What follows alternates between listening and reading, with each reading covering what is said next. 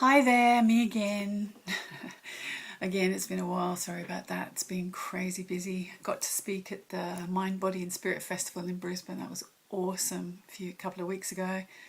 And I've got Melbourne and Sydney Mind, Body and Festivals in June of this year, which is awesome. But what I want to talk about is cancer and why. Well, apart from the breast cancer that I've had and the skin cancer, melanoma stage 2, and the cervical cancer when I was about 22, when I was 14 years old and I'd already been diagnosed with Crohn's disease for about a year, the men in the white coats sat me down and said, right, you do understand that there is a possibility you could get colon cancer. So in order to avoid this, what could be good is the removal of your bowel, or perhaps, partial removal. But yes, probably the complete removal would be a very good thing. I didn't agree. Even though I was 14, I thought, nah, they've already taken out quite a large amount. So I thought, no, that's not going to happen. So I kind of backed off. But why am I telling you about this? Well, I read stuff every day, and some more research has come my way that actually came about in 2011, and it's about cancer. And the thing that I found interesting on this particular piece, this particular document, was, I bash on about the immune system. Well, you would do if you watched any of my bletherings. Well, one thing that tends to happen is, as I said before, when the immune system is compromised, it's usually because the body's doing something else. So that's a cause of the environments, and whether it's food or drink, if you've had any toxicity put into your body or inhaled or injected toxic elements, or what you're thinking about, how you're feeling, whether you're responding to your lifestyle with stress or busy or angry or anxious and all these sorts of things. I'm going to read parts of this out to you because I wouldn't be able to remember it all, and I might as well say what it says. So this is about an Italian doctor by the name of Dr. Tullio Simoncini. And he's got some fantastic information about cancer. Now, obviously, this isn't just bowel cancer. This is all cancer. I'm just talking to you about bowel cancer because that's where I'm coming from. So Simoncini has discovered that cancer is a fungus, which a lot of other people like Philip Day of Credence Health, fantastic stuff, and many others understand that cancer is systemic. Right. So Simoncini, I'm going to call him Simoncini, it sounds good, has discovered that cancer is a fungus caused by Candida, a yeast-like organism that lives in the body in small amounts, even in healthy people. The immune system keeps it under control normally, but when the Candida morphs into a powerful fungus, some serious health problems can follow, including cancer. So how could that be allowed? How could the imbalance occur? Number one, the fungus loves sugar, and all types of sugar. So that's all your breads, your sugars, your all of the Ozies. And normally it's fine to eat all those things. But if your body is in this fight or flight situation, then it's not going to be paying attention to anything that's, growing in the corner. Okay, so this is the quoted piece. Fungus and Candida in particular thrive by eating the body of its host, yours, by dissolving it. It also needs your body to breed, as it cannot do this on its own. No wonder in chronic fatigue conditions, which can in many cases be attributed to the Candida colonization, the sufferer feels so bad both physically and psychologically. One other trait of Crohn's disease, the symptoms that somebody went and named, is a lot of lethargy. Now that can often be due to not having enough water content in your body. and because that being dehydrated lowers down your blood pressure, because your body thinks, oh gosh, I haven't got any water, I'm just going to have to drop everything down a bit, slow everything down, so your blood pressure drops and you become more lethargic. So that's one reason why you might feel lethargy. But another reason is quite obvious here, with the fact that candida in the body can proliferate, and it's taking up energy, etc. So talking on. So this doctor says that cancer is this candida fungal infection, and that conventional medical explanation of cancer as cellular malfunction is plain wrong. That sounds really good English.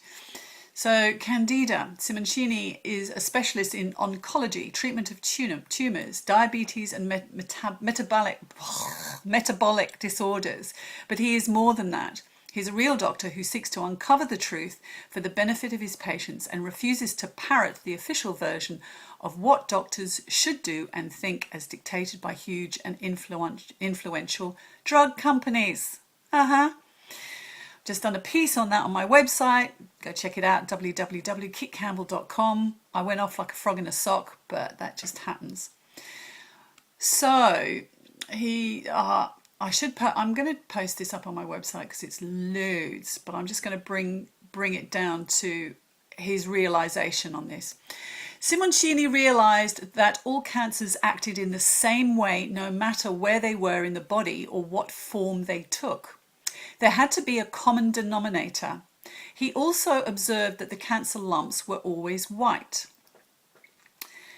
Now, there's a comment here that says, what else is white? And the answer is candida. I don't know that one can draw the parallel just because they're the same colour, but I'm just going to tell you that's also in this article. Dr. Simoncini realised that what mainstream medicine believed to be cell growth going wild, i.e. the cancerous growth, is actually the immune system producing cells to defend the body from the candida attack. He says the sequence goes like this. Candida is normally kept under control by the immune system, but when that becomes undermined and weakened, the candida can expand and build a colony. The candida eventually penetrates an organ, and the immune system has to respond to the threat in another way. This way is to build a defensive barrier with its own cells, and this growth is what we call cancer. It is said that the spreading of cancer to other parts of the body is caused by malignant cells escaping from their origin. Simoncini, however, says this is not the case at all. The spread of cancer is triggered by the real cause of cancer, the Candida fungus, escaping from the original source. This makes perfect sense, because understanding that we're made up of 75 to 100 trillion cells, okay? And apparently there is 1 to 3 or 1 to 10. There's been some differing in some of the research I've done, been different figures there. But basically there are more bacterial cells that we have in and around our body and on our body than human cells. So we could be 10 kilos of bacteria. So one isn't overweight, one's just carrying a load of bacteria. Okay, jokes aside, there has to be a delicate balance in everything, in this world, in the ecosystem, everything, including us. So when something goes out of balance, if we aren't able to deal with that out of balance situation because we're preferentially sending blood to the fight or flight mechanism due to the fact our lifestyle or our mind is keeping us in this sort of either anxious, angry, busy, irritated, worried, whatever way of thinking, then these things can just carry on. So it kind of makes sense. Now, this is not my research. I haven't studied this. I'm just saying this is what is out there, and it just makes a whole load of sense. Then the conversation moves on to a little bit about the industry, the medical industry and the pharmaceutical industry. It is not in their interest to do any research in this area, and this brings up another pet bugbear with me, is that don't blindly give to all the non-profit and charitable organisations out there. Some have got definitely money interests behind them, including being a front perhaps for pharmaceutical industries. So they put up these organisations, they take the money, and it gives them money to do more and more research. Now, if you believe that all these things like Crohn's disease and other 97% of diseases that have been named and out there, that somebody's going to find a miracle cure and pop a pill, well, okay. But in my understanding, and obviously in this guy's, where he's also got some fantastic results of people who have cleared their cancers, it's not true. And it's basically, something's got to change here, guys. You can't just blatantly trust them all out there. You can't just blatantly trust a man in a white coat with, or a woman with glasses and a beard, not a woman, and because they've been to medical school or they've become a specialist in something. All they are just people who've studied stuff and can regurgitate it to you and recall it when listening to your symptoms. Oh, you have such and such and such. Here's something that can solve it. They don't have time to ask you, what is going on in your life right now? How are you feeling about your life? What are you eating, drinking? How are you sleeping?